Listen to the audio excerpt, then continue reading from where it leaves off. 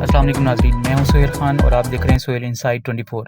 नाज़रीन, पिछले व्लॉग में हम बता चुके हैं कि इसराइल कोई इतनी सीधी खीर नहीं है और ना ही कोई इतनी अच्छी शख्सियत है नेतन्याहू की जो इतनी आसानी से मान जाएगा। वो कोई ना कोई हडल क्रिएट करेगा और इस माहदे को किसी न किसी तरह से कैंसिल करने की कोशिश करेगा। उसने फिर वही हरकत की है आज, और उसने लबनान में जो है वो आज 2 शहादतों की इत्तला मिली हैं खबर एजेंसी के मुताबिक, और 4 शहादतें एक जगह पे हुई हैं। तो वो अपनी हरकतों से बाज नहीं आ रहा। ड्रोन हमलों से कहीं न कहीं वो कोई ना कोई ऐसी हरकत कर रहा है।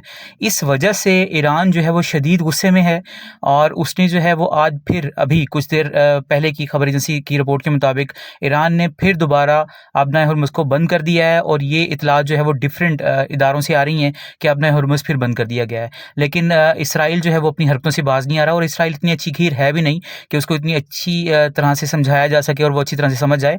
अभी जो है वो आबनाए हुर्मुज़ बंद है, और डोनाल्ड ट्रंप की धमकियों के बावजूद, डोनाल्ड ट्रंप के समझाने के बावजूद, जेडी वेंस के कहने के बावजूद उसको कोई असर नहीं हुआ। वो अपने हमलों पे जारी है और उसी तरह वो अपनी हठधर्मी जो है वो उसकी बरकरार है। अब तक के लिए इतना। आपको नेक्स्ट अपडेट के साथ दोबारा मिलते हैं। अल्लाह हाफ़िज़।